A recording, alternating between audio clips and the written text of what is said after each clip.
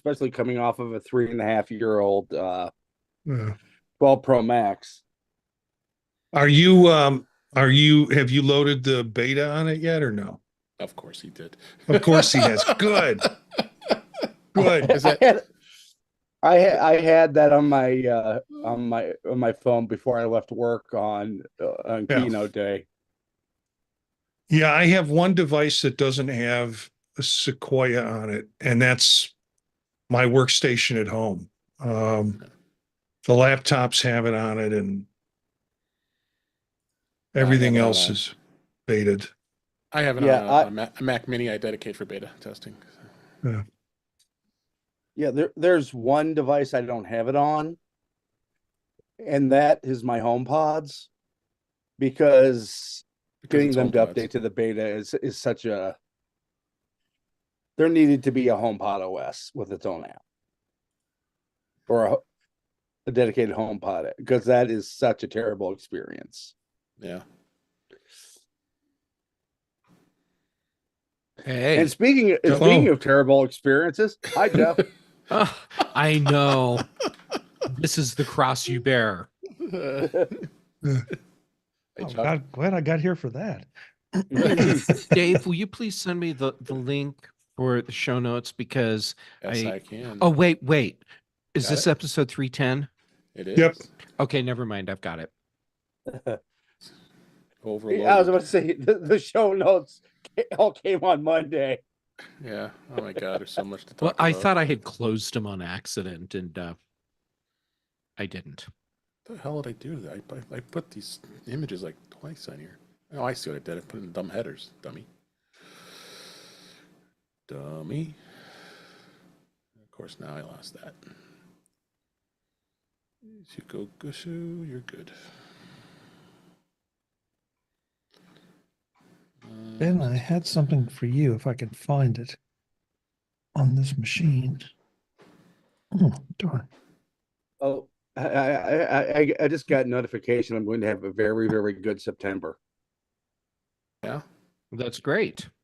Judas Okay. Priest in Cedar Rapids, KK's Priest in Accept in East Moline. Nice. Nice. I can also go to Disturbed if I want to pay $120. Find a date to pay for the tickets for you. Make it worth your while. Eagles are doing a residency at the Sphere in Las Vegas. Uh, And can we find anyone that cares? I guess not. I was about to say, at this point, it's about Eagle.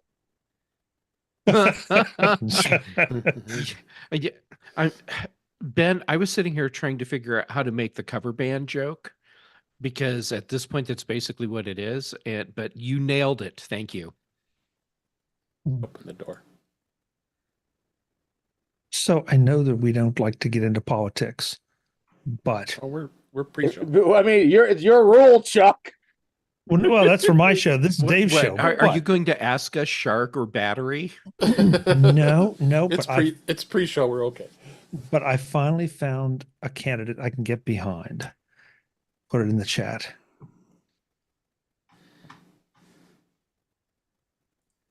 yep. There you go. Yeah. Absolutely. He's a lot more qualified than the guys that are running. Boycott lettuce. And what? Oh yeah. And what party is it going to be? Independent. Politics are out for summer.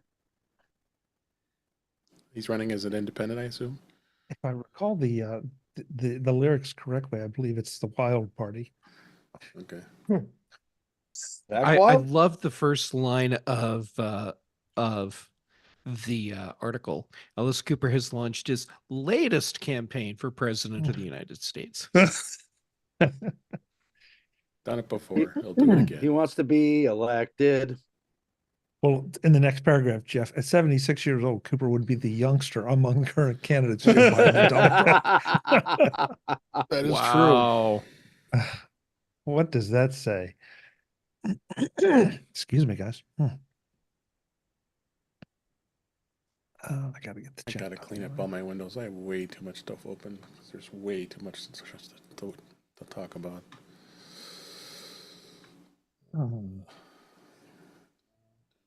What's that? That's that.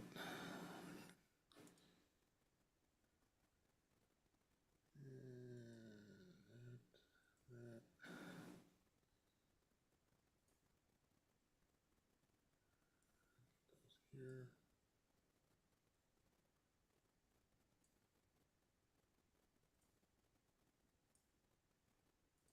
Okay. Hey, Cletus, we see you in the chat. Good to see you. Okay. Let's get started. Let me turn on audio hijack. There we go. Looks good. Zoom is recording. We're streaming. We're set. This is going to be a great show. So much to talk, but some great stuff. Okay, I'm ready. You guys ready? Yes, sir. Let's do it. Wait. Okay. Wait. Okay. That's as bad as underpants. Yeah, no, we have a new one. We have a new one. Wait, that's gonna. You remember that for next week. Oh, Jeff. Oh, Jeff. All right. Here we go. In 5, 4, 3, 2. Welcome to episode 310 of ITWIOS, the show that talks about iPhone, iPad, Apple Watch, Apple TV, and related technologies. And I'm your host, Dave Ginsburg. And folks, we have a all-star cast to talk about the Worldwide Developers Conference 2024. Lots to cover this week, and we're going to get right into it. So let me introduce all the folks that are here this week. First off, Marty Gensius is joining us. His Vision Pro is ready to tell us about what happened with the Vision Pro, but I'm glad you're here, Marty. What's going on? It's good to be here. As we talked about pre-show, Thursday is like the end of my heavy work week. Wednesday and Thursday are really heavy days for me. So this is like a party for me, and I get to walk among giants for a couple hours here. A couple hours. We'll see how that goes. Maybe extended here. But also great to have him back on the show, Chuck Joyner. How you doing, Chuck? I'm great, David. Thanks for having me. Been a very interesting week, to put it mildly. Sure has. Sure has. And at least you got to ease into WWDC and get caught up probably at this point. So, and we've got plenty to talk about. And also Ben Rathick is here. Good to see you, Ben. Thanks for being here. Oh, yeah, it's me. It's always Yeah. great to be here, and I'm very excited to talk this past week. Yeah, me too. Last but certainly not least, Jeff Gammon is here. How you doing, Jeff? I'm doing all right. And like Marty, heavy day for me today.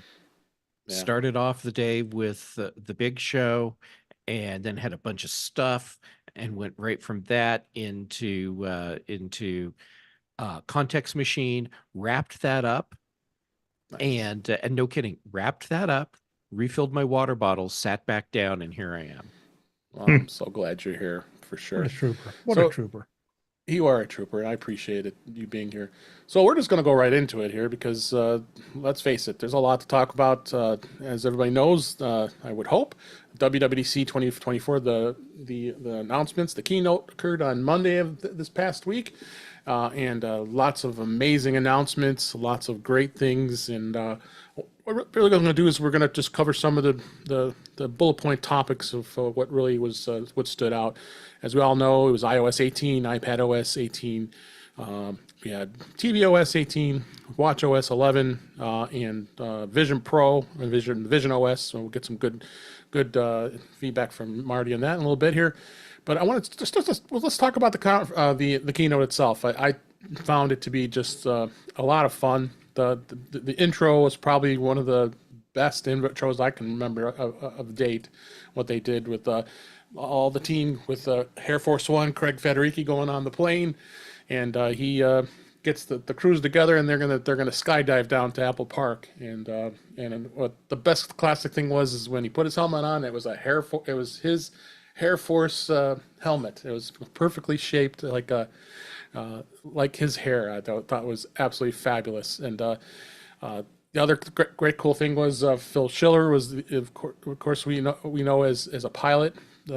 And he was the piloting the plane. Pulls out his iPod, the first gen iPod.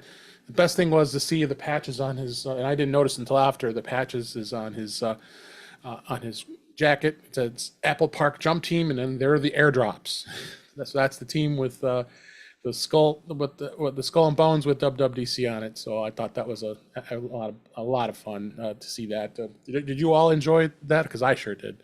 With that intro, I thought it was pretty. Yeah, good. I absolutely did. I know a lot of people get uptight about Apple They do. having fun with their cold open sketch for keynotes. I thought it was fun. I enjoyed it.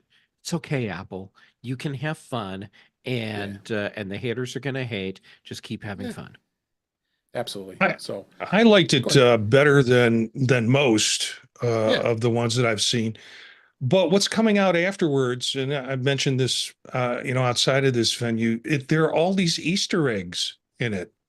And I saw a post today that had the numbers on the instrument panel that Phil Schiller, or the plane Phil Schiller was flying, and the numbers represented the date. I think one was the iPhone came out, the first iPhone came out, and the other might have been the iPad. If you look at the numbers, it spells out the dates. So yeah, just wild Little- stuff buried in that. Yeah. I put a link in the show notes. It's actually from X, formerly known as Twitter, from the Basic Apple guy posted this, and he did some screenshot captures of the photos from that event. And there is that picture of the dash from with Phil Schiller there. So I didn't look as closely as that they had, but that's pretty awesome to know that. And then they have a zoom close up of his iPod and playing a little bit of Motley Crue there, and the Air Force One helmet is there as well. Looking patches. at the songs on the iPod, even that is just perfect. Yeah. Headlong Flight, Mr. Blue Sky, Jump, Jump, Start My Jump. Heart, Learning to I Fly, love it. Up in the Air. Yeah, all perfect. They did well with that. So a lot of funny. And there's probably more Easter eggs I didn't even notice. I said, Cletus had said in the chat that he had really enjoyed some of the Easter eggs that were out there. There's probably more I didn't even come across, but I'm glad you brought those up because those were a lot of fun to go through. But I got a link in the show notes so you could see that as well. So It feels like Apple's trying to have fun again. Pardon me, Yeah, fun again. exactly. Because in days past, there were Easter eggs all over the OS itself that you could, and part of it was the fun part was finding them or stumbling them across yourself, even if somebody had to show you, so what, it's still there. And that kind of went away as Apple became a little more corporate. So I Right. think it's interesting that we're seeing this come back in a little bit different fashion, not in the OS, but in some of the promos and some of the introductions, and we'll get to Yeah. another one I'm sure that we'll mention later. Yeah. So if you haven't watched it already, I sure hope you have because it's worth going back and watching again. I watched it like at least 3 times now, so I'm gonna watch it. I'm gonna watch it again just because it was just probably, like I said, one of the more enjoyable WWDC keynotes that they've done in quite some time. So, yeah. So let's get started. And I guess unless anybody else want to add anything to that. Nope. It was fun in about the same degree that the Mother Nature one last year was cringeworthy. Yeah, exactly. The cringeworthy. one thing that was missing from the parachute jump was the guy from the Apple Deadpool? Car team. And as everyone else's parachute opens from above, just show him pulling his ripcord and his parachute doesn't open and he just keeps dropping. I sad. don't think that would have been received as well. Probably not, Oh, but oh, still would have been funny. are you kidding? The way they jumped all over crushing the Crush ad. That's Can you true. imagine what would have happened if they had had a parachute not open? You see the two people kindly gliding down. It would be nice to see one like at terminal velocity, coming down behind Tim Cook. Well, it would have been nice to see that, but do it as a fun way where the parachute opens. Yeah.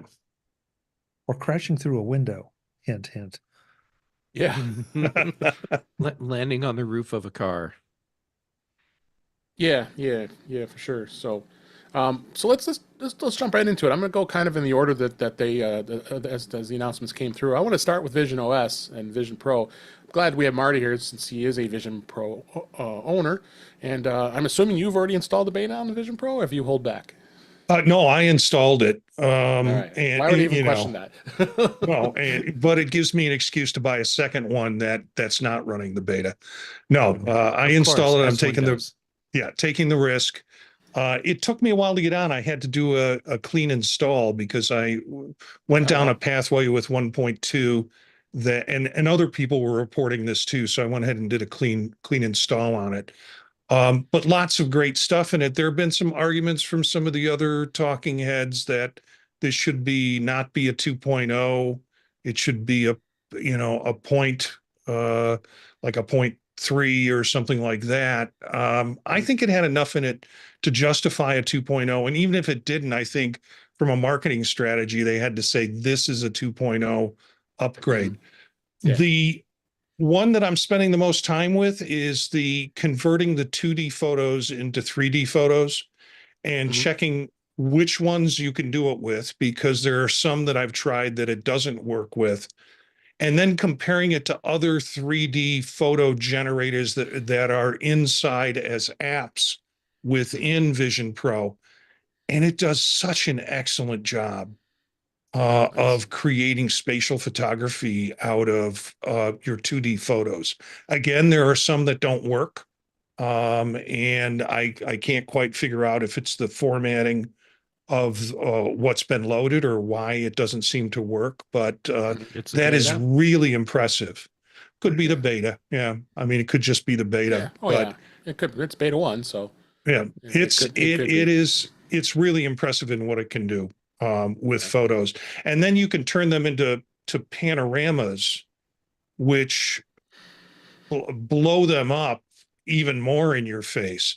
I don't know if it does, at least the photos that I did it with. I don't know if it creates the super wow effect, but it does have an impression when it fills your whole view space to be able to have those photos in spatial view. So Yeah, and you said the spatial photos look amazing. What did you try? Have you tried? They have multi-view in the TV app. Have you had a chance to try that yet? Yeah. How's I that? have used that. It's great. The other piece that they introduced with Apple TV Insight, which we'll talk about when we get to Apple TV. You guys have convinced me to watch Fallout, and Okay. Fallout is a Nice. Netflix-based one, and Mhm.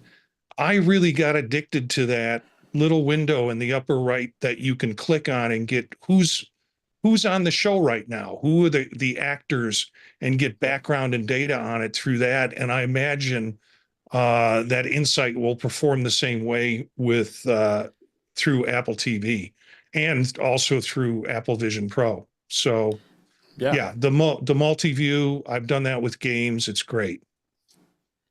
And have you done anything with the Mac as of yet? Because I know they saw some enhancements with the virtual displays for Mac. on Vision Pro. No, I haven't done anything with the Mac yet. I'm Okay. anxious to try the environment with the keyboard, where the keyboard Okay. comes through. I've seen some posts where people are upset because it won't work on anything but a Mac Magic Keyboard, or a keyboard on an actual MacBook. So, but it won't work with any other types of from what people have posted, their frustration that at least in this beta, it's not working with anything but Apple product keyboards. I'm Okay. assuming it's Yeah, the well. same for using a mouse. Right now, it's just limited to Apple mice, the Yeah, Magic Mouse. yeah, Yeah. yeah. Which makes Um, sense. Yeah, it does make sense. So sounds like there's some good notable updates. The travel mode on trains was another one, and as well as I think it's got a better guest support now. Was that one other thing they mentioned? Yeah, that, for me, I have to find someone in my household that actually wants to put the thing on. But Well, besides you myself, bring it with you at Macstock. You'll Yeah, have plenty. don't of people put worry, it in- to yeah. it'll get lots of guest yeah, use. well, I am going to Yes. bring it to Macstock. I figured you would. yeah. The I can't- thing with the guest user mode for me, I don't know how if it's not like a separate account. And Mhm. people have asked that question. Is this like you now have a second account on it? Nope, they're using your same account. But each time in the past, you've had to use a guest, they had to go through the hand setup and the eye setup. And it was a bit of a hassle every time somebody wanted to use it. Now that last guest is remembered. And so if that last guest is your partner in your household, they can turn it on, pick it up, it'll recognize them, and they can start to use the apps that you give them permission to use on the okay. device. So Nice. it's not, it gives you a choice when you're putting it into guest mode, whether they have full access or they have limited access. And I've never really done limited access with it. So it becomes something that you and your partner can fight over in the evenings if they really like the device. Oh yeah. Anybody else want to add anything that they was impressed with them with Vision OS and what they announced? I think that guest user mode works. Well, I think I know why they did it. Obviously, there are consumer applications, but with how much they stressed the enterprise and corporate use of Vision OS, Yeah. and an enhanced guest experience works very well there, especially with the announcement that these would be going into Lowe's. Yeah. Yeah. Yeah.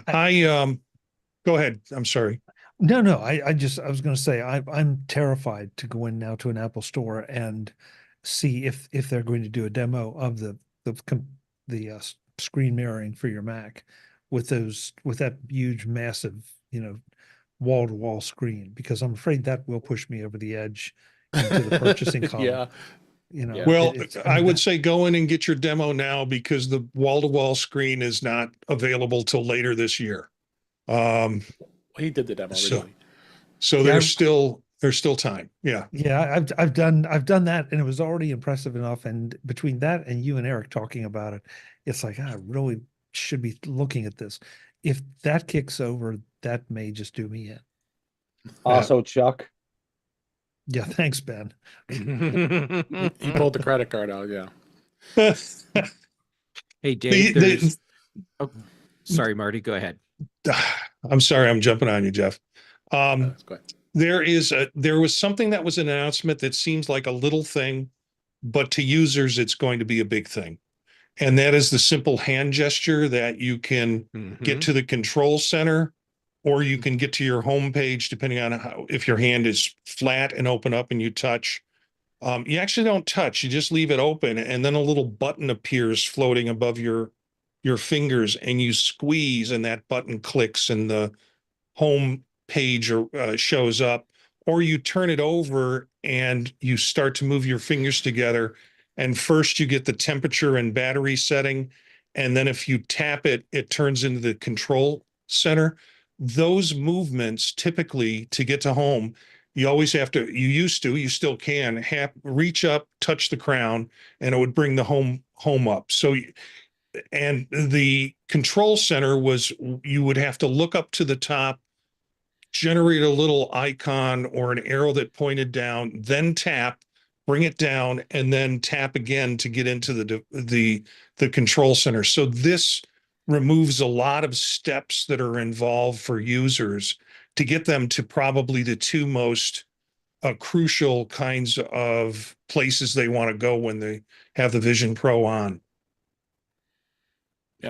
Mhm. No, that's great. No, it's definitely, they definitely did some good enhancements, but I think got a bit of ways to go on it, and yeah, we're gonna see where it goes. All right, Um, Dave, here's the one thing that I'm just not seeing a lot of people talk about, and it Okay. was the camera announcements. The Canon camera lens Oh yeah. and the Blackmagic design camera for doing immersive videos. When you get companies like this that are making products designed specifically to be able to produce immersive video, with that projects out to the overall community, is that these companies see Vision Pro as a viable platform to invest in. And that's really big. It also means we're going to start seeing a lot more content uh, in the immersive video format coming out. And that's going to be really important too. Yeah. Oh yeah, for sure. Yeah. And Canon and Blackmagic wouldn't have just done this just because. They probably have had quite a few requests from the customer base.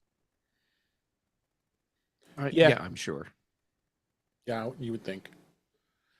All right. Speaking of Apple TV, let's move on. Apple did group this into the audio and home for a lot of the changes they've added to it. Specifically, the Insight for Apple Originals, as Marty just mentioned. Now, of course, they've had this on Amazon Prime Video for quite a while, but for now, it looks like it's only going to be on the Apple Originals, any of the original movies and series. But I'd probably see that they would expand upon that. What you go ahead and give what were your thoughts on that, Marty, with the Insight? I just kind of discovered it when I was watching Netflix and thought when the announcement happened, they were going to do similar stuff with Apple TV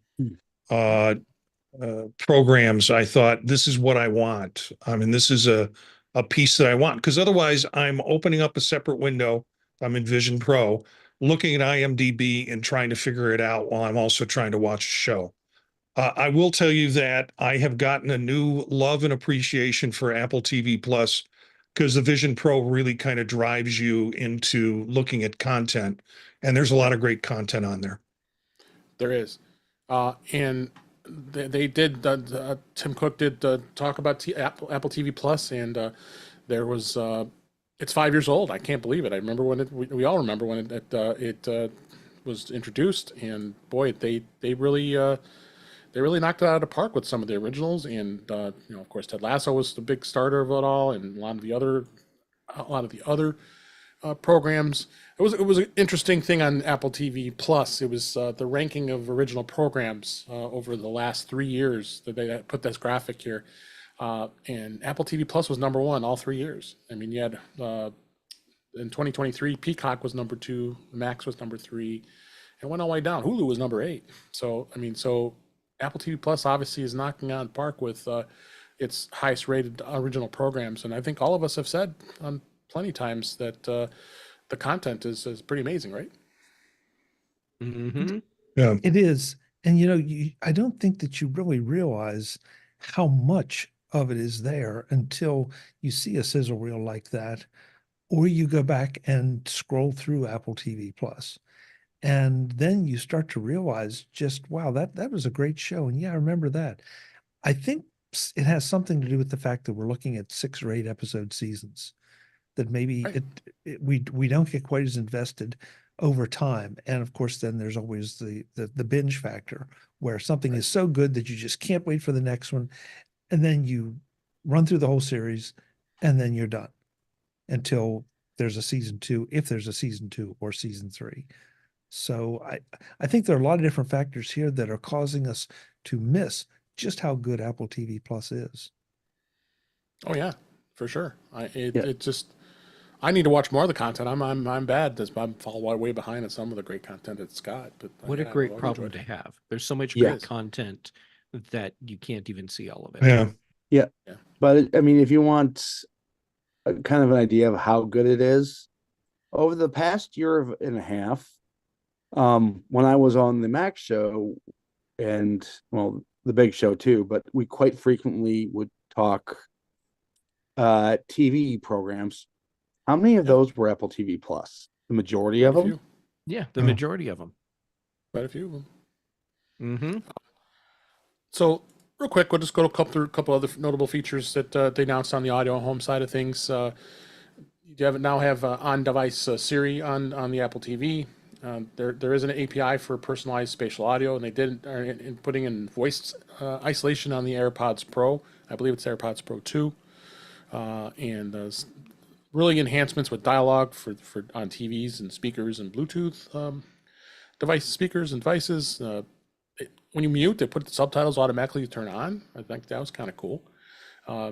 Many times that you have to do that, and SharePlay on with the HomePod. That's a new thing. Jeff, you can tell me what your thoughts on that is, because you love the HomePod so much.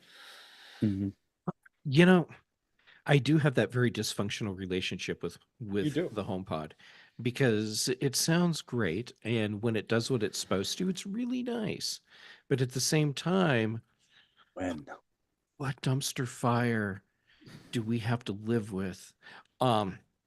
So SharePlay through HomePod, great. And anything Apple can do to enhance the overall music subscription experience is a good thing. And this, I think, gets Apple closer to having a true competing shared playlist experience like Spotify has. Oh yeah, for sure. So yeah, there's a lot more. I'm not going to go into deep with it since we have so many other things to cover here tonight. So let's go ahead and we'll move on to iOS 18. iOS 18 had some quite notable features that have been enhanced. I've been playing around with it on my beta device, and we'll hit on Apple Intelligence here in a little bit here. But some of the things with the customizations I thought was really a lot of fun.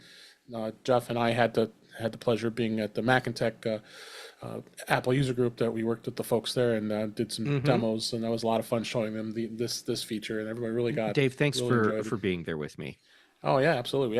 We had a blast, and the ability to be able to go ahead and customize your home screen layout, and just by tapping the screen there, coming up with the edit, and you can change it to different colors if you want. You can change it to dark mode, light mode, new look icons. It's really impressive from what they really added to it.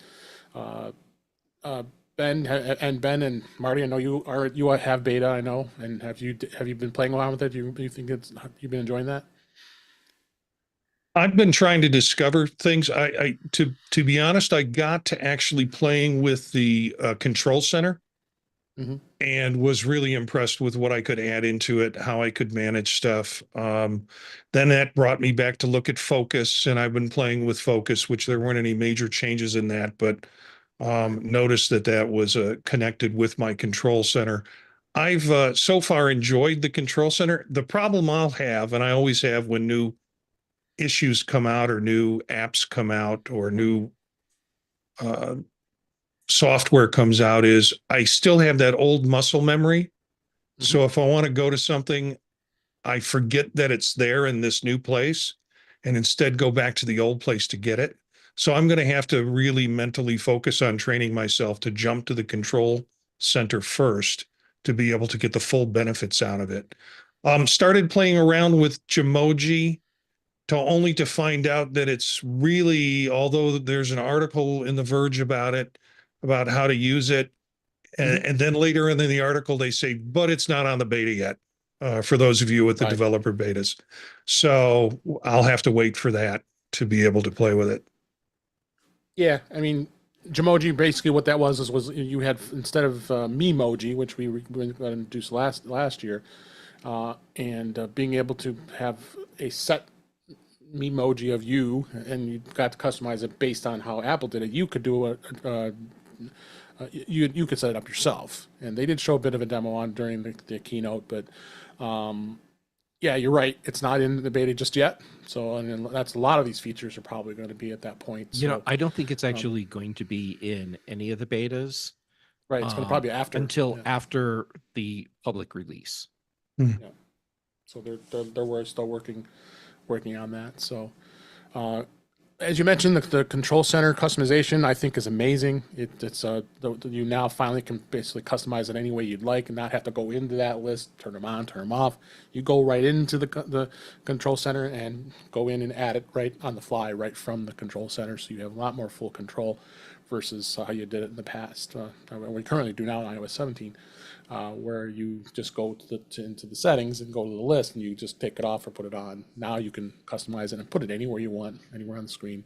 And that's speaking of that, we were just talking about the customization. So you now can set your screens up where you can put icons anywhere you want. You can put them down at the bottom. You can put them on the left. You can create pages that have just 2 or 3 of them. Much more customizations when it comes to that as well, which is pretty amazing. I know, Marty, Ben, you've been using that. I'm assuming I've just tried it, and it's pretty impressive. And I'm glad they finally added that. So. Yeah, it's like a whole new operating system when it comes to customization.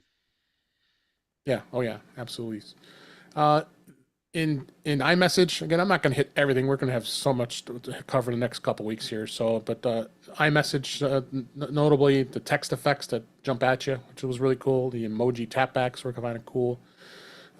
In Mail, we'll spend more time in the future to talk about some of the customizations there with the setting categorization.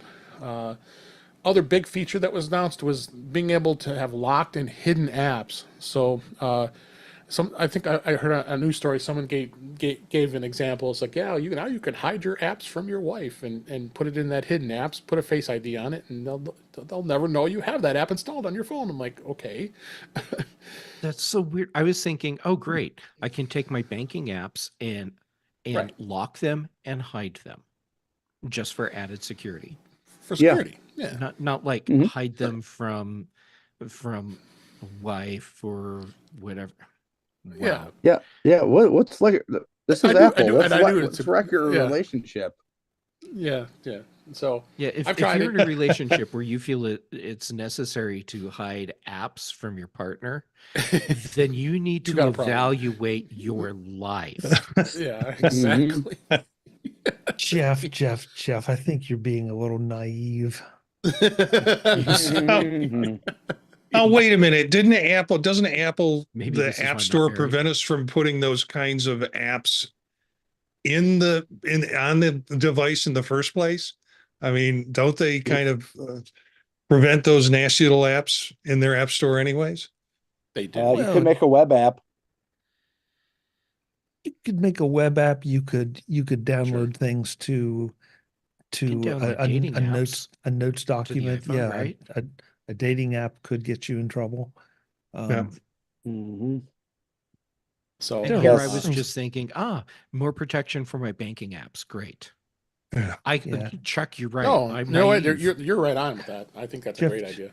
Jeff, Well, you're- I know what I'm doing after the show, and it's not going to be protecting my banking apps since Ben has given me some new ideas. This Yeah. is a bad group. This is a bad group. Well, we knew that going in here. Yeah, well, I'm just Uh, shocked at where you went with this, all of you. That's right. we were shocked at where you didn't go with it, Jeff. Where you Yes. didn't go, Of yeah. all people, you didn't go with it. Yeah. So, all right, let me hit some Yeah. couple more features here before we go off on off the rails here, like already are. Messages by satellite, which is awesome. The SOS, they're saying that you now, if you're in a location where you have no service at all, obviously they introduced SOS last year for folks who got in an area where they were stranded, had no cellular service, and they needed emergency help. You could use the SOS feature to hit the satellite and request emergency services. I Well, did- now I learned they've now. more about that. Okay, good. Please share. So it actually will work as regular two-way messaging. Yeah, that's what I was going to Yeah. get to. And the way that it was explained to me initially was that it's just an SOS thing. You can send a message to someone and they get it, and that's it. But no, it's two-way messaging. But you have to initiate the message. So it's not like you're just going to get all your regular spam messages while you're out in the backcountry away from cell signals. Right. So there's that. It's Yeah. it's pretty amazing. You know the expression "machete doesn't text." I don't go into areas that don't have Wi-Fi, So- There you go. so that service is not going to matter to me. If there's not Yeah, well- Wi-Fi or cellular available, you won't find me there. You never know. I'm There's bad spots. Yeah, the exact opposite. There are places that I go quite frequently where T-Mobile does not. So, like if I go to my uncle's cabin with the rest of my family, I will be out of cellular service for many, many hours, or will have very sporadic cellular service. So I guess we Well- know Marty's not going to go to the cabin with you. Exactly. But it honestly, it used to be where if I wanted to make a phone call or do a text message, I either had to walk a couple miles down the road to the park or go out in the middle of the Mississippi. Well, this will allow me to be able to send a text message and In case you have to. receive, do something as simple as telling people what time I will be there, or I'm not Right. going to be around tonight. Hmm. There you This go. has practical applications for real folks. It's going to save lives. Go ahead, Chuck. Yeah. Yeah. I agree, Jeff. I agree. I mean, we can laugh about it, but I can tell you that, there are places here, even on the highways, where I can drive into a dead zone where I can't get anything in or out. Right. Phone calls or text or anything. And Right. I mean, it sounds crazy, but it feels like it's one of those things where the cell company just decided, we can just stretch this just a little bit. And they did it just a little too far. And so you have these intermittent service interruptions that, Yeah. and they're reproducible, so I know, like, within a few hundred feet of, okay, it's going to drop right here, or I'm going to lose everything right here, and then watch it come back in a few more 100 feet. Yeah. So, other things that I want to mention was, we knew already RCS messaging with support was going to happen. I did forget to mention the lock screen customization. You now can use lock screen icons from a control center, like the flashlight and others. You can customize it. It can be pretty much anywhere on the screen, wherever you want to put it, instead of as it is now, where if you want the flashlight, it's down on the bottom left, and you have the camera on the bottom right. Well, now you can actually customize. You can customize that, which is really cool. So, anything else I missed? Anybody want to make sure that notable we talked about? I think we pretty much hit majority of what Yeah. iOS has. Again, iOS has iOS 18, but we'll definitely be hitting more of the stuff as we discover more things here. So, Yep. Dave- Just but please, Sorry, if Ben. you have anything, please go ahead. Yeah, just one clarification to the last one. If you replace the stock camera app on the lock screen Oh, yeah, with yeah. another, those apps, which by the way, I have replaced the stock camera app and the stock flashlight app with Halide and third-party flashlight app, but the flashlight apps, if on the home screen, they get the same privileges as the stock photo app. That's camera great. Oh, nice. That's great. So good, duly noted. Yeah. And Dave, if you said it, I'm sorry, I missed it. But No, please. the ability to send messages later is, Yes, I did mention that. Yeah, thank you. that to me is another super, super useful thing. Yeah. Like I said, there's so much stuff. We're trying to Yeah. get to everything. I'll try to get it all, do it all. So we go down to iPad OS. Probably need to not talk too much about it, but because a lot of the features we just talked about in iOS 18 is in iPad OS 18, but the calculator is on the iPad. It only took 14 years. It's here. There's a calculator on the iPad, finally. Everybody was all excited about that, and they're like, okay, another calculator. Sorry, we've lived all this time without it. But I think what Apple did that just amazed me is the scratch math feature, allowing you to be able to go to an iPad with your Apple Pencil and do scratch math. You're just like you're doing your math on a piece of paper. You're writing up the numbers, formulas, whatever it is. And when you want to total up a bunch of numbers, you put them in a row, put a line at the bottom, and boom, it totals it all up. And it works. It's pretty amazing what they It's what they did with amazeballs is that. what it is. Yeah. And you tried it on your iPad Mini. I did it on my 2018 gen iPad Pro, and it works. It's those are a little slower processors than than the rest of those. So Oh, works um, great. yeah, so we're definitely something to look forward to. But pretty much everything else on the iPad, unless something else was notable to you guys, is pretty much the same as it is on the iPhone. It is on the iPad when it comes to features. But that was probably the most more notable things. If anything I'm missing, go ahead. You guys can throw it in. Yeah, just- go ahead, Chuck. I'm sorry. No, go ahead, Marty, please. Yeah, there's just a lot of cross-platform stuff, which I think Right. raises the value of every product. Yeah. And that's so, as we're going through each product, we're seeing things. I'm like, yeah, that messaging function is also a messaging function that's available on Mac OS. So it's just really cool. That was sort of my sense of it, that it really feels very connected and intentional to have it cross product. Mm-hmm. Because it is. Yeah, no, it really is. So The one thing I'm surprised hasn't gotten just a little more attention. There's so much cosmetic customization and taking nothing Mhm. away from that, but the redesigned tab bar and popping up a sidebar with it and the ability to customize that tab bar, I feel like that's huge because that's something that, okay, again, all the cosmetic customizations are great, but that is something that assuming it's supported the way I think it will be supported, that's something I can see myself using almost daily because in the sense that I will have customized that tab bar for the apps that I use. And so therefore they and the tab bar will become much more useful. So I'm excited about that. I may be the only Yeah. one, but no, not at all. I think that there's some exciting things there too. Um, it's just amazing.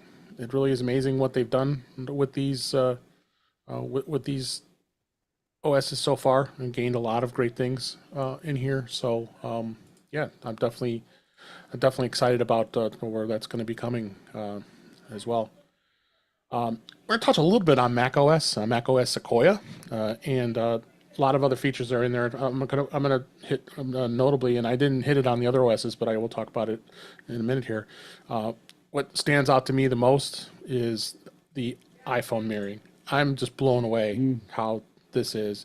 You can have your iPhone sitting in your bag, and as long as you're on Wi-Fi or connected online and connected to your Apple account, this is probably one of the best features that Apple has ever made in many years. And basically, the iPhone is on your computer. So if you don't want to go grab your iPhone, you're at your Mac. You'll be able to control your iPhone completely. You'll be able to click the icons, be able to look at those things, and take a look at any of the apps right from the iPhone. Besides the fact that, of course, many of us here have done presentations in the past, and being able to screen mirror our iPhone for presentation purposes. Well, now this has full integration to your Mac.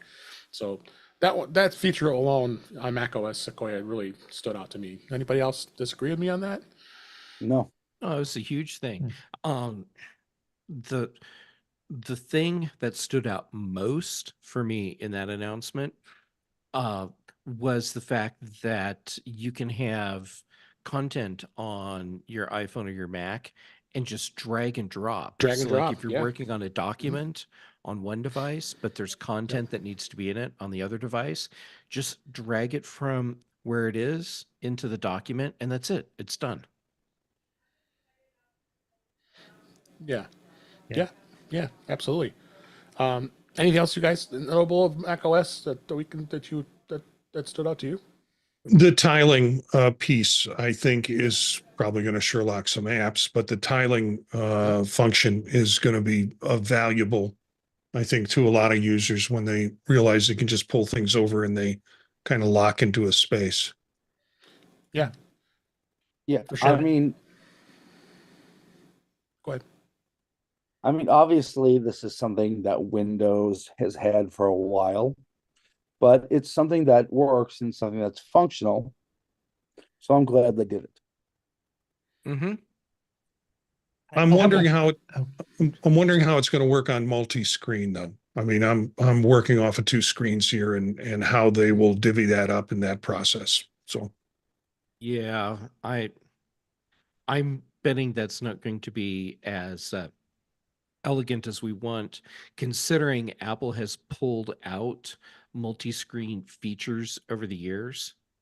And I mean, like something as simple, which blew away Windows users when you do it. Right.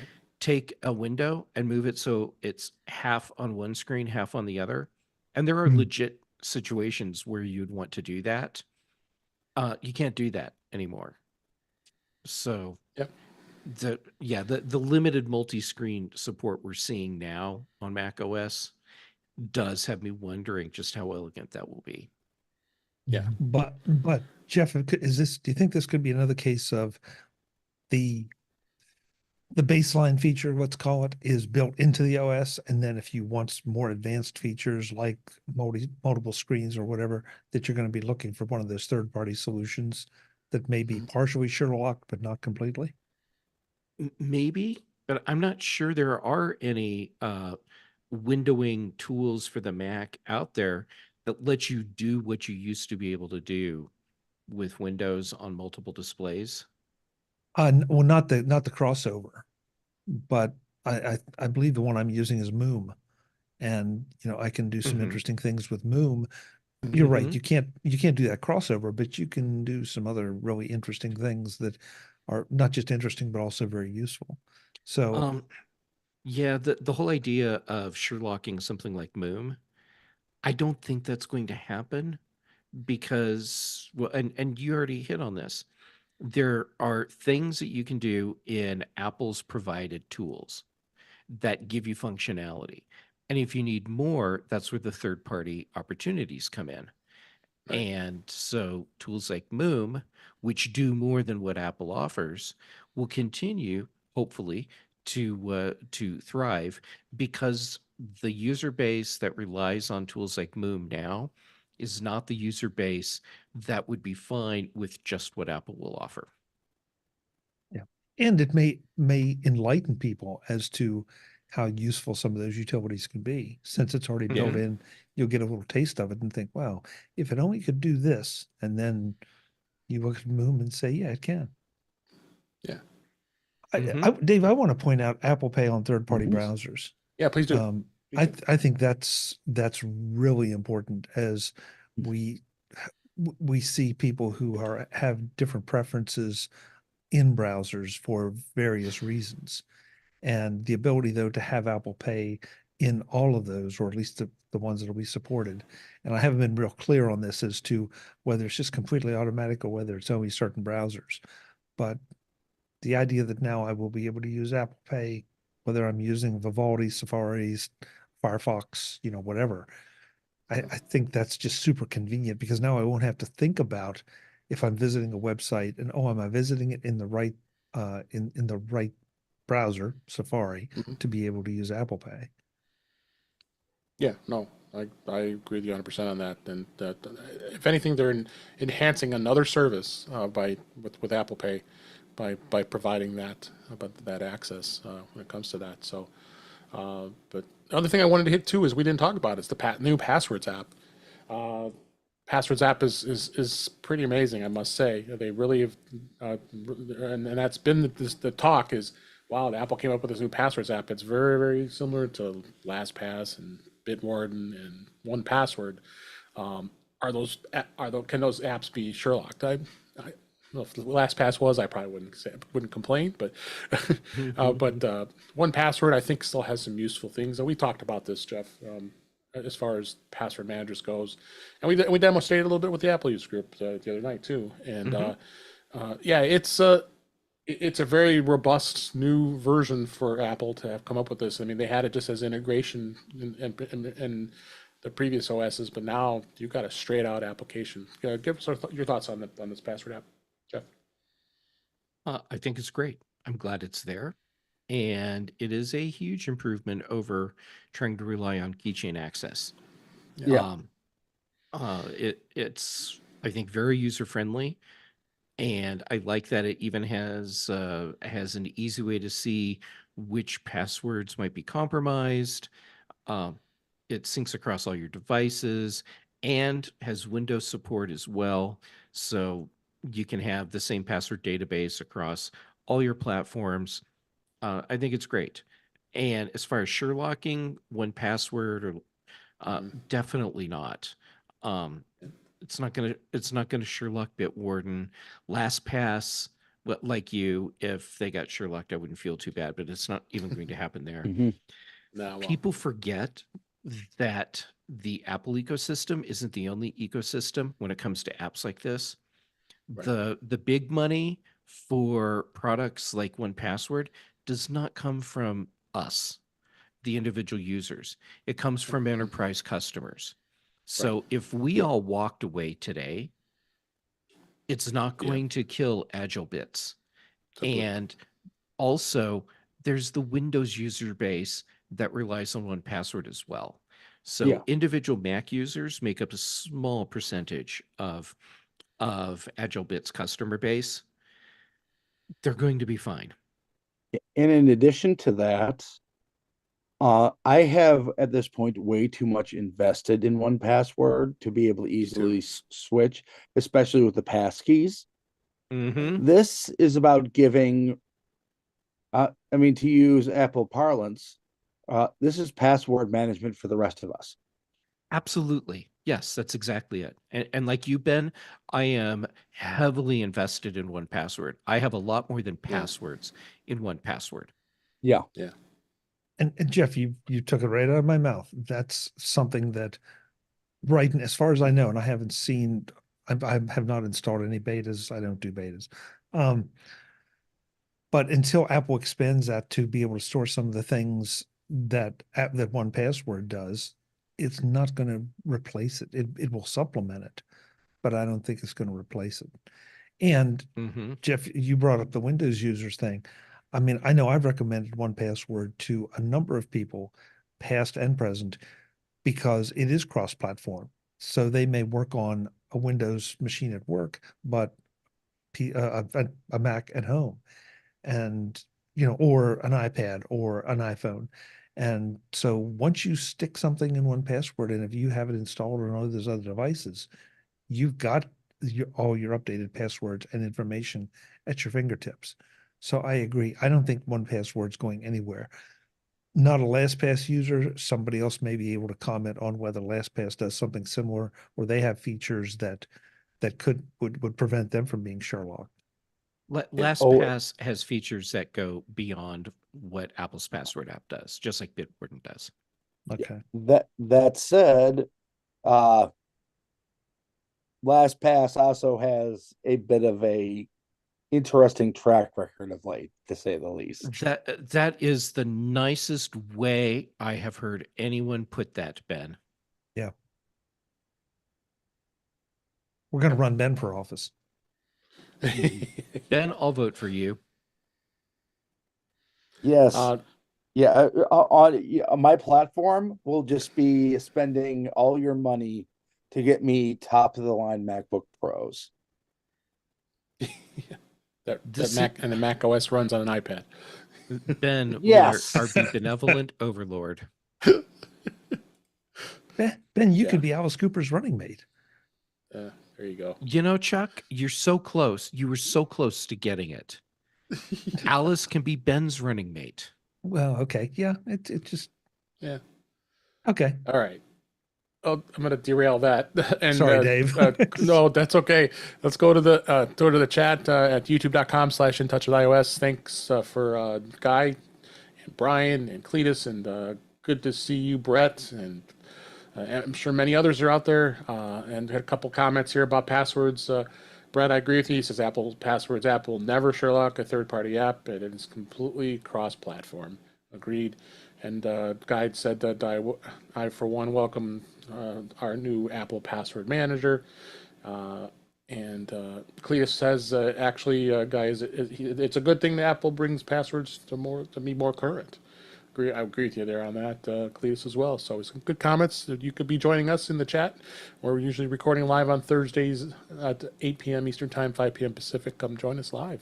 We have a lot of fun in the chat rooms here to interact as we do the show here. So, so I think we hit a lot of what Mac OS Sequoia has. It's as we all said, don't install beta on any of your primary devices. I use secondary devices. I never installed on my primary device. I'm never going to take a chance with that. We let Ben and Marty do that. Yes, I am dumb. And sometimes Jeff, but at least not on his iPhone. Ben rushes in where angels fear to tread. I tiptoe. Yeah, I'm just an idiot. So Marty, you and me both. So let's talk a little bit about WatchOS 11. A lot of it was really focused on fitness, and that's really what the Apple Watch was designed to be for. A lot of that. Activity changes. There's a new Vitals app that actually is going to do a better job of measuring a lot of your vitals. They talked about that. I know, Jeff, you mentioned the pregnancy support, menstrual cycles, that kind of thing. That's really some improvements. Go ahead and share what you had discussed on that. Yeah.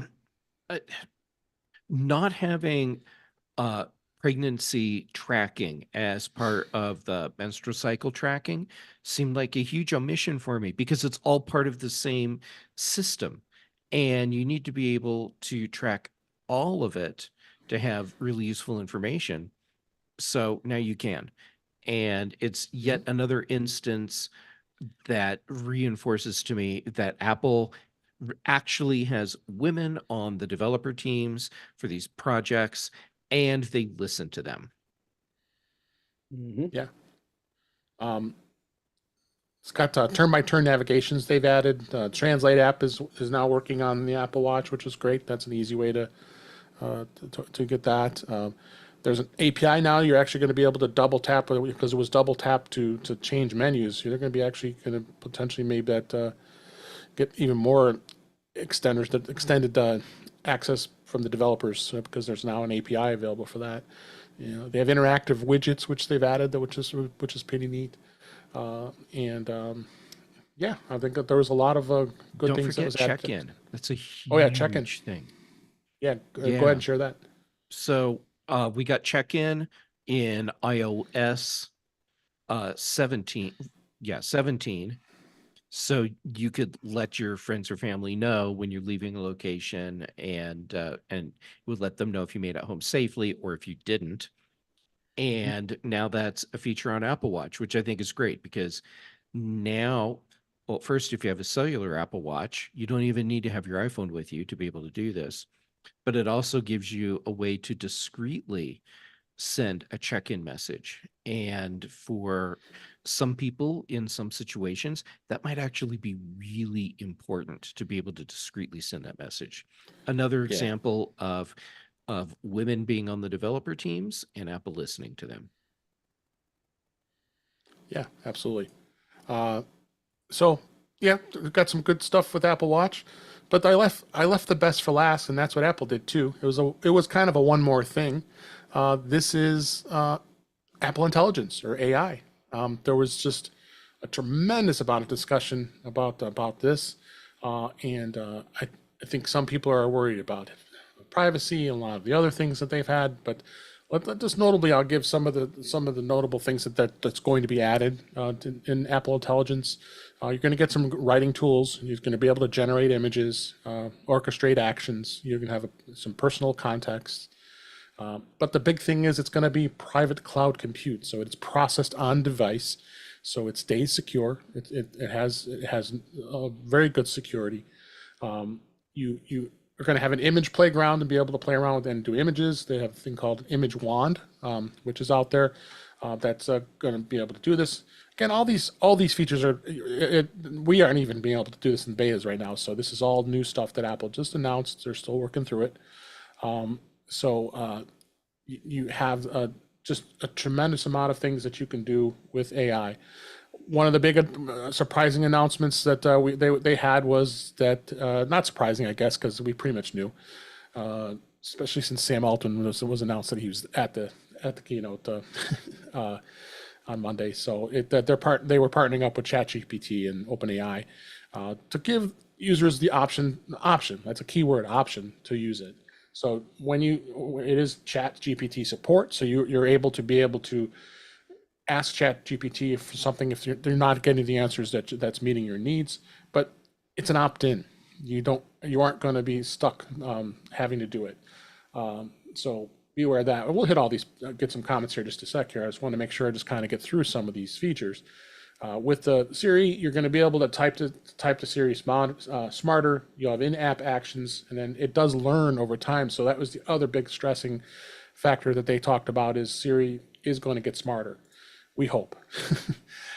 So a lot of things that you can do with Siri is going to include things like going into all kinds of applications. You're going to be able to open up applications, as well as be able to do things like writing notes and messaging, payments, calls, lots of things. And there's just so much. We could probably spend a whole show on just this, and we probably will at some point. So I'm going to throw it out to the panel here. I'm going to start with you, Chuck. What was your first initial reactions about Apple Intelligence, and what you liked, what you disliked? I love the idea that this is a system. It's almost a gradient system where you can go from on device to the private cloud compute to OpenAI's ChatGPT. It feels like it, and again, I want to be sure that everyone understands I have not had my hands on a beta, but it feels like I will be able to control just how far I want it to go out. So that if I really am working on something that is private, for me, and I want the AI help, I can use it on just a phone at whatever capacity that has. If that's not adequate and I want a little more, now I can take it to private cloud compute. So I love that. I love that implementation.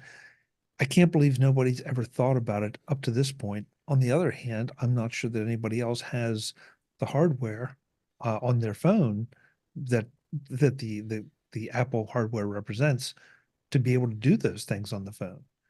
So and also, who has server farms with M series chips out there? Only one company I know of. Yeah. So only it one just company has M series servers.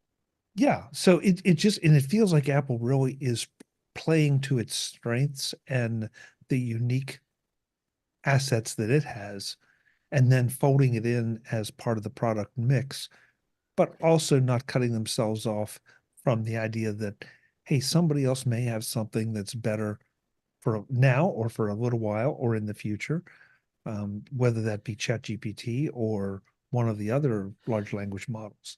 So I love that fact almost as much as I just, am impressed by some of the other features that are going to be called out here. Yeah. How about you, Jeff? What was your initial reactions once they announced this? I was really happy because Apple gets it. This is the first time I've seen a company present us with their AI roadmap where it's not about creating crappy blog posts. It's about taking all the things that you do all the time across all your devices and binding them together in an intelligent way so that you can work more productively and so that you can access information in an easier way. The fact that context is a part of what they're doing here is huge. And this is not something that you can really do with the products that Google and Microsoft are promoting. It's not something that OpenAI can really offer. And Ben, was it you that said no one else has all the hardware to bring this all together? And that's true. You have to have the whole package. You have to have that walled garden, if you will, to make it all work. And respecting our privacy and setting up a system where the privacy of the cloud side processing can be verified, that's huge. I think Apple could have ended the entire presentation and sent us home at the end of OpenAI, excuse me, of Apple Intelligence. And they didn't need to even give us the whole, and we're doing the ChatGPT thing. Because once they hit that, everything before, the other 90 minutes that we'd already had, that went out the window for the media. And their story became Apple partners with ChatGPT for AI, which is not accurate. So I get why they did it, and it wasn't for us. That was for shareholders, and you can see it's already paying off. But they didn't need to do that part. So I was a little bit disappointed with that. If I had been in charge of the whole external generative LLM integration, I would have set it up where here's what we have: Apple Intelligence. Now, for those of you that are working with other companies' products, we have made this tool that allows you to link that in so you can use those tools in conjunction with Apple Intelligence, as opposed to, hey, look what we partnered with. And but don't worry, it's opt-in, not opt-out. And as soon as you have to say it's opt-in, not opt-out, that should be a red flag that there's a problem with what you're doing. All right, Marty, let me have you give us your insights. So you've been an AI guy, and you're going to be talking about AI a little bit. Yeah, I am excited about it. I think been listening to Jeff talk about it over shows, and one of the things that was emphasized was it needs to come from Apple's centerpiece of privacy. And I think in on device and in that contained walled garden, all of those hit the mark for me in the keynote. And as I look a little more into what's this relationship with ChatGPT, I am a ChatGPT user. I'm a paid user. So as you they can link your paid account in, which for you is great. Yeah. And as they have explained, for the context of your personal stuff, that stays on your device. It's within the Apple ecosystem. But if you have larger world questions, as Tim put it, you have the availability, whether it's paid or a free account, to opt in and use ChatGPT's resources. There are pieces of that I've heard trying to confirm that the questions will go through Apple. Apple will make them anonymous, take the URLs out of it, send it out to ChatGPT. The answers will come back. And one of the complaints of that potential model was, well, then Apple's going to see the questions we ask. Yeah, Apple is, but the intent also is that Apple could build those questions into their own cloud computing, or answers into their own cloud computing system, so you can stay within the Apple ecosystem in the future. So I'm more excited about the big picture than the little picture. I mean, I use Grammarly to help me write stuff. That's all cool. That seems like it's going to be contextualized with Apple's AI. And so, the big stuff, the big picture, they seem to be hitting it right. So. Yeah. And I think there's one other fact why Apple is doing this right where the others aren't. For Apple, your data isn't a product. It's not something they count on as part of their business. This is a feature to help products, not a product of itself. Right. It would be interesting. It would be interesting if they turn some aspect of AI into a product that is part of Apple One, if you want to call it that. That for an Apple One subscription, you get these added kind of data or analysis. Marty, you're reading my mind. Here's my hypothesis on that.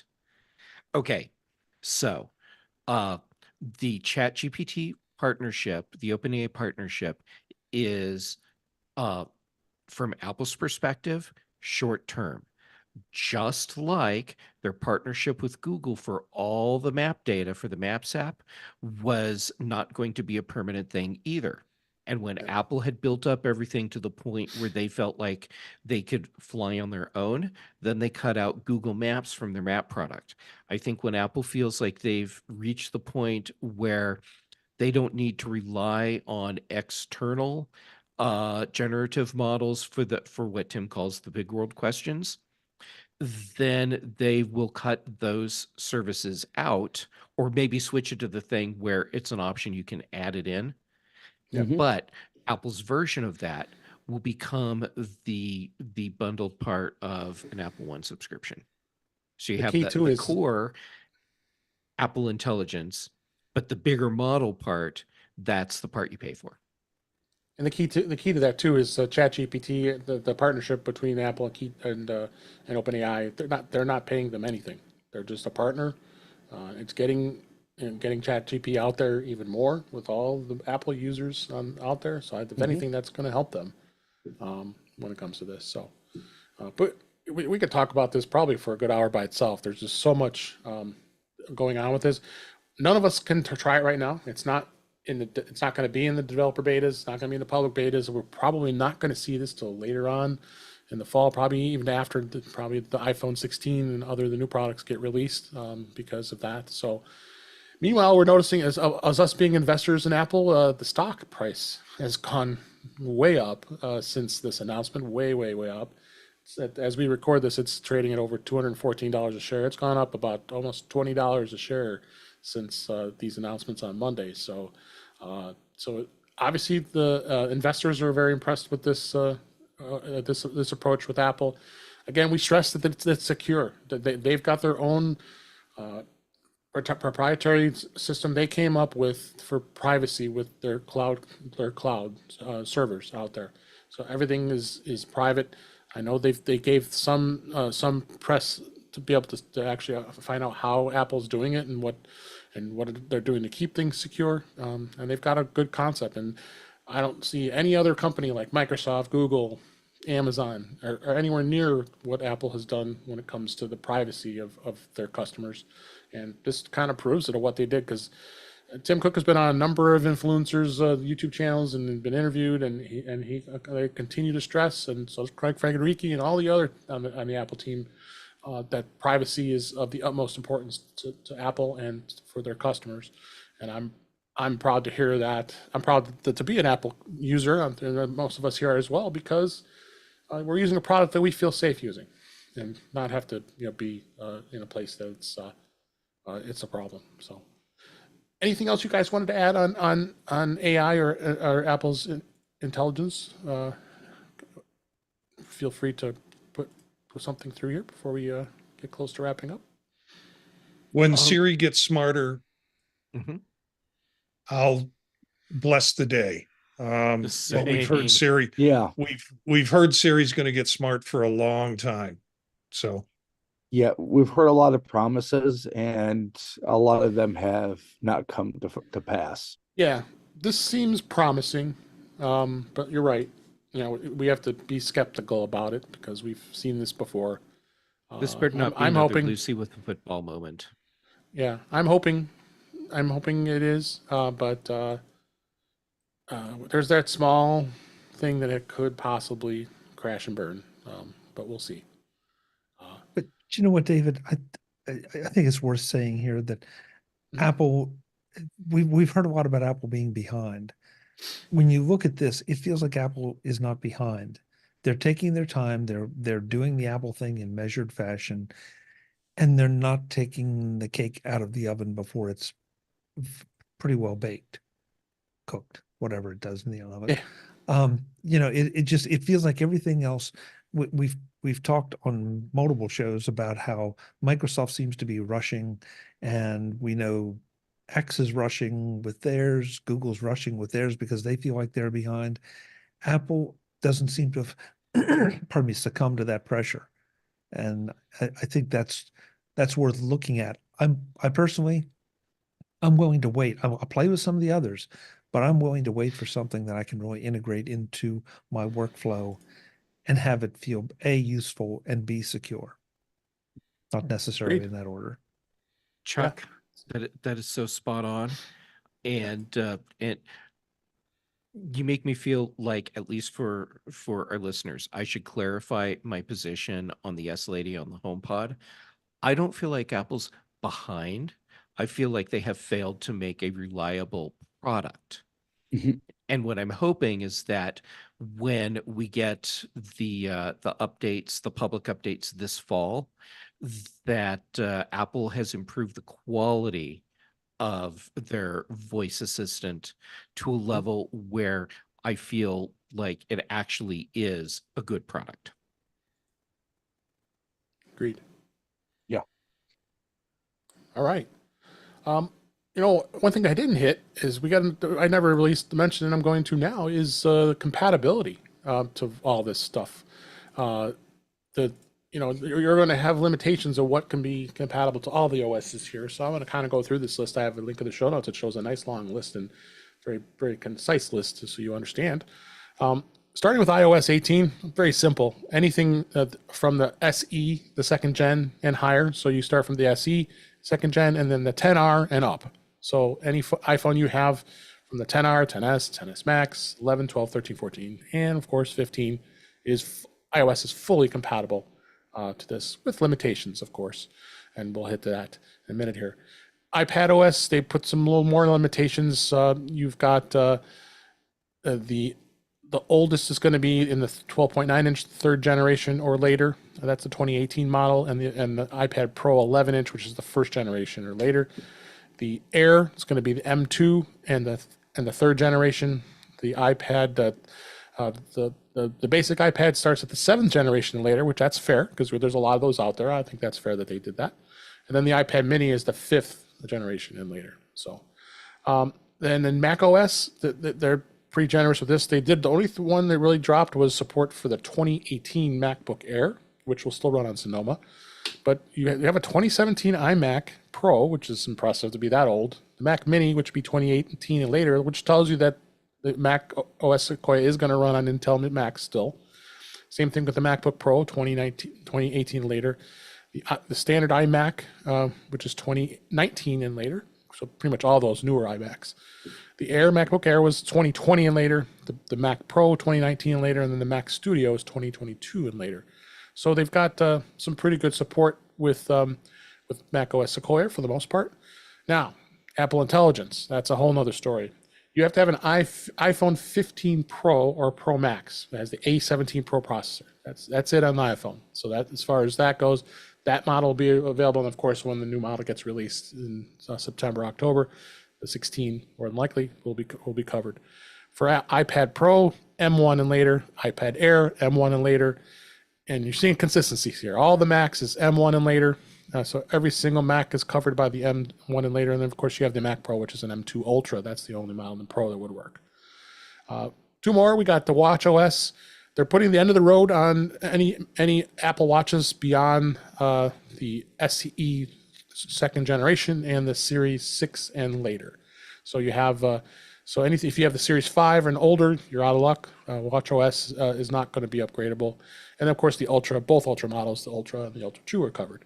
And then last but not least, the TV OS 18. Surprisingly enough, they're still supporting this Apple TV HD and the first gen 4K at 20 that came out in 2015 and 2017.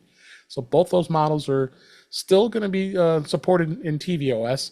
And then you have, of course, the current 4K second gen, and not current. The second gen is the older model, and then the third gen is the newest model. So, but we're at 21 and 2022. Which you kind of wonder if Apple's going to have any compelling reasons to be upgrading the Apple TV. We've had a lot of discussion on that, but that's a whole other topic we could probably hit on another episode. Last thing I wanted to cover real quick was the fact that Apple did announce as part of their news release that the Apple ID is now going to be renamed Apple Account across iOS 18 and other updates. So it basically says with the releases of iOS 18, iPad OS 18, Sequoia, and watchOS 11, the Apple ID is now going to be renamed to Apple Account for a consistent sign-in experience across Apple services, devices, and relies on users' existing credentials. I guess there's going to still be some places where the Apple ID branding still remains for now, such as Apple ID sign-on page on the web, but they're going to be transitioning that, and they're going to say it later this year. So that makes sense because I don't know what your guys' opinion is on that, because Apple ID has always been a very confusing term. Why the Apple account? You know, the Microsoft account, the Google account. Why does it have to be an Apple ID? So what do you think, Jeff? You're right. It makes sense just because it's the standard to refer to it as brand account. Apple saying we're doing this so you have consistency across your devices. Apple ID was the only thing. It was consistent across all the devices. Just tell us you're changing it. I guess I'm kind of ranty about some of these things, but yeah, it makes sense to call it Apple account. Yeah, I mean, how many of us call it Apple account anyway? Yeah, it's my Apple account. Pretty much.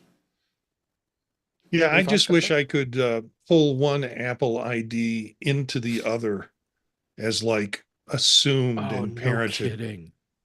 I've made some mistakes by typing in the wrong thing, and suddenly I'm purchasing something in my iTunes that was on my account ID and not on the iTunes ID. Yeah. And I would just love to, one account to rule them all. Which, Marty, when I heard about this, it's one of the first things I thought about. Is this a precursor to some way to merge some of those accounts? That you, and don't ask me why it should make a difference, but if I have, if it's just a name, if there's something behind this that other than just starting to refer to it as this, I don't know. I mean, maybe I'm just trying to justify something, but it just feels like this could be yet another opportunity. Yeah. I can only imagine what kind of headaches though there would be with this, trying to merge some of those accounts. But Yeah. on the other hand, we've heard horror stories about family accounts where the husband and wife get divorced, and then who takes custody of the apps. So Yeah. Chuck, I don't think we will ever see a way to merge accounts, and I'm basing me that started. on trying to address multiple accounts in the past, and having talks with Apple engineers, and expressing my frustration in a professional way, and they were very frank with me, and they said, "Look, we totally get that this is frustrating for a small number of users, but there's just not any interest in addressing that.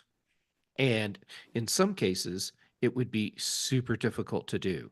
For example, if you have an original iTools account that became a .Mac account, .me account, whatever, that is a completely different system, the way that was created.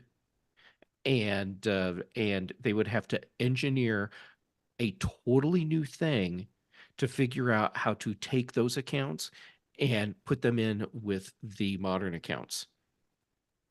Yeah, but even the modern accounts. I mean, I utilize Gmail as my email for one of my first accounts before the .Mac account. I mean, after the .Mac account, and they still can't do it. I mean, Yeah. And unless Just take something's the- changed, there's no interest internally to make that happen. no, they don't care. Yeah, I mean, just take the handful of apps I bought by mistake on that other Apple ID and Yeah. move them over. So I'm not buying those apps twice. Yeah, well, you can't. That's the problem.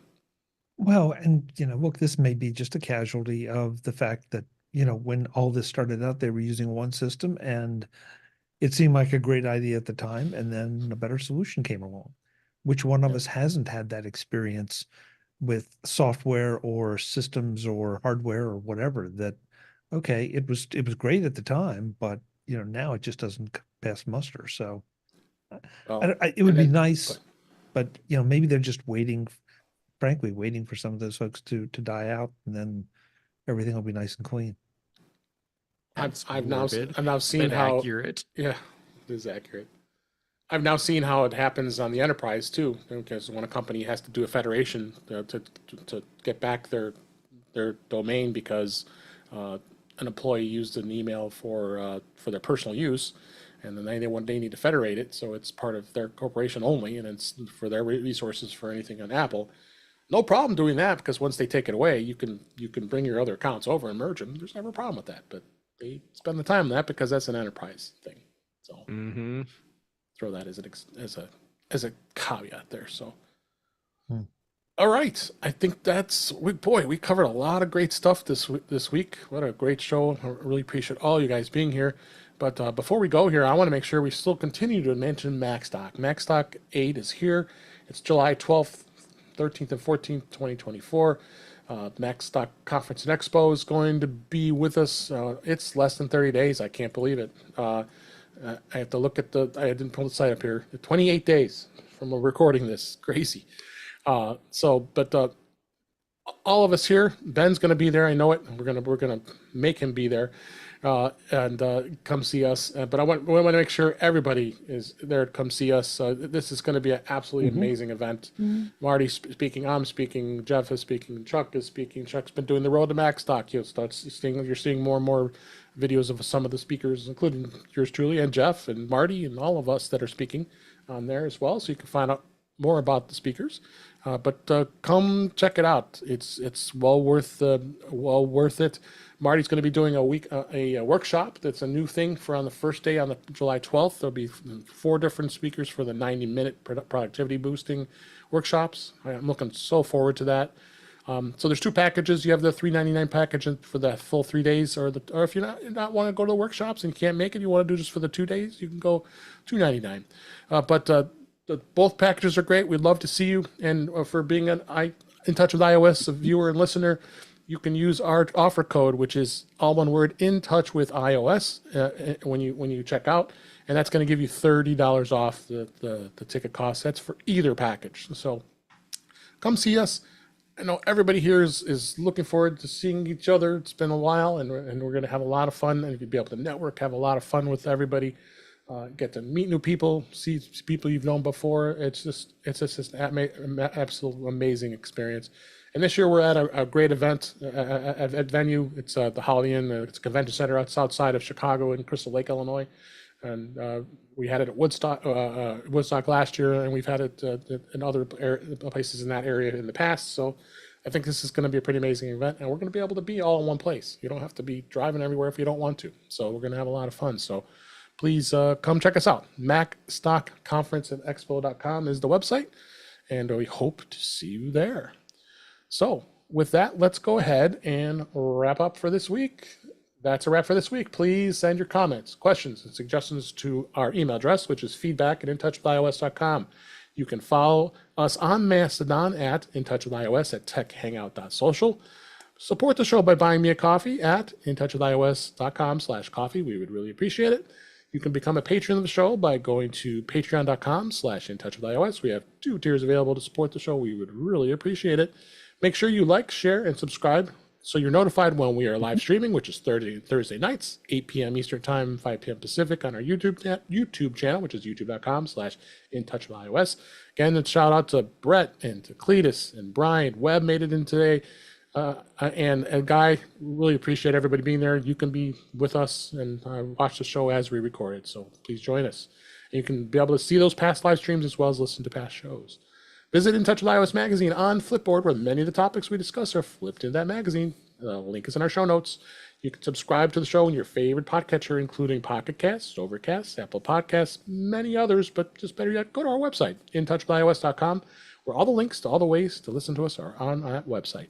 I am Dave Ginsburg, and you can find me on Mastodon at DaveG65 at mastodon.cloud. And Chuck Joyner, thank you so much for being here. Really appreciate it. As always, where can people find you? Jeff. Yes, Chuck, it's been great having you on the show today. Yes, thank you, Jeff. Please Thank you, tell us Jeff. where people can find you. Yes. Oh man. I need and I sleep. had a good lead in too. I need sleep badly. I really did do whatever. MacVoices.com. That's where you can find me. As Dave said, we're doing the Road to Mac stock. There are a lot more of those coming up next week, along with still some interviews from NAB and a lot of stuff in Nice. between that have to do with what's going on here. So by all means, please check it out. And on the socials, you can find me as at Chuck Joyner. David Ginsburg, I know you're the host of this show. Thank you very much for having me. I'm going to bed now. Okay. Thank you for being here. Marty Jensius, thank you for being here. I always enjoy having you on the show. You're always great insights to everything we talk about here. So where can people find you? You can find me on Tuesday nights with Chuck Joyner at Mac Voices Live. You can also find me here occasionally. I love coming to the shows. And then we have a Vision Profiles podcast about Apple Vision Pro that I do with Eric Bolden, and also a couple of other podcasts, Tech Savvy Professor and Circular Firing Squad. You can find me, Jensius at mastodon.social. Great. Thanks so much. And Ben Rathick, thank you for being here. And I heard you're going to have a bit of a blog post about this topic this week, but where can people find you? You can find me at Ben Rathick on your social media. As soon as this show is over, I'm going to be transitioning from a hosted WordPress site to the new RathickTech.com just as soon as this show is over. Nice. On Tuesdays, you can find me on Mr. Chuck Joyner's show, Mac Voices Live. And you can also find me here what did I say? Tuesday for Chuck. And Thursday, you can find me here on In Touch with iOS with Dave Ginsburg. Thank you, Ben. And Jeff Gamet, as always, a pleasure having you here. You're always a great supporter of the show. We appreciate you being here. Where can people find you? Well, and thank you for letting me continue to join in. I really have so much fun. All right, social medias, Jay Gamet, and I'm active on Mastodon and Instagram, and some on Threads. Then for shows, all right, hold on, people. Here we go. Tuesdays on Chuck Joyner's Mac Voices Live.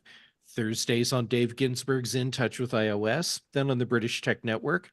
The Big Show on Thursdays, the Mac Show on Fridays. Brian Chaffin and I also do the Context Machine, and Patrice Brendamore and I have started a new show, Retro Rewatch, where we talk about shows that I should have seen but haven't, and she has, and we're having a lot of fun with that. So check that out. Hey, Chuck Joyner, thank you for joining us. Where can people find you? Thank you, Jeff. I appreciate you. And I appreciate all of you listening and watching and interacting with us during the show. And we had a lot of fun doing the show this week. It was a lot of great information. WWDC is always an exciting time of year, and we always get to really have a lot of fun talking about what Apple is introducing for this year, and it's later this year, but we hope you enjoyed it. And then we'll have plenty more to cover in the next few weeks, because there's just so much we didn't even cover this week. But you've got that to look forward to. But until next time, thanks for listening, and we'll talk again soon.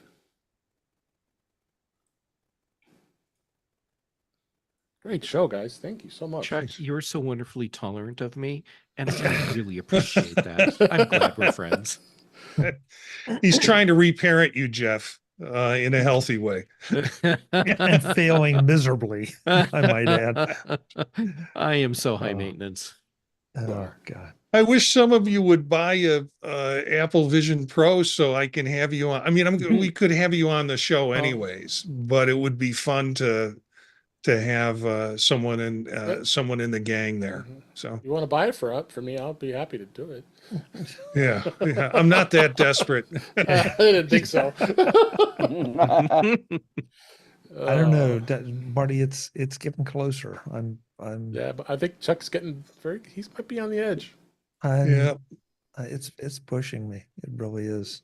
I think use some of that Express VPN money. Nice. Oh, you know what? I think I need to go back though and do the demo again. Seriously. Because now it was very much a gee whiz kind of thing. Now with so many of the other things that have happened since, and I've learned and listened to you guys talk about how you use it and how you approach things. Yeah. I feel like it may be time to go back in and just not necessarily reconsider, but re-experience with a little better perspective. You can use that 12-month financing. There you go. Yeah. Not helping, What, Marty. what is that a month? Like $500 a month? No, it's like 300, I think. Only 300. Yeah. Somebody was it who's, I don't know if it was on Tuesday night show or whatever, but somebody was saying, the things they have in mind, the M4 and M4 Mac at some Yeah. point when they come out, new Apple Watch, new AirPods, Apple Vision Pro, new iPad. Need AirPod That's Max. like- That's a long in the tooth now. Yeah, so there are a lot of things out there to waste money on. Oh, there is. Mhm. Yeah. I think I'm at my peak here now of all my Apple tech. I've got a M1 Studio, and it's Nice. amazing to me that when they look at what will run, it's sort of like the M1 Studio is the low end of what you can run Sierra or Sonoma on, or not Sonoma, Sequoia on. That I was getting a little scared. It's like, am I going to have to invest in a new studio? Not only that, but to set the whole damn thing up again, it takes a good week I and a think you'll half be for me. fine. I think they're That's a going to pretty Yeah. hardcore machine. Yeah, I've been I using think my it'll Oh, M1. I handle love it. Yeah, I MacBook love it. Pro. tall trees without any problem. Yeah. My M1 MacBook Pros have been running like a champ. Yeah. I even I got two M1 Mac Minis. I mean, they don't have a lot of memory, but they're small drives, but they're good little workhorses. Yeah. Well, Yeah, no, I expect this fall will be kind of expensive for me because the only device I have that can actually run Apple Intelligence is my MacBook Pro. True. Hmm. I'll be ready. All right, everybody, gonna say goodbye to the live stream.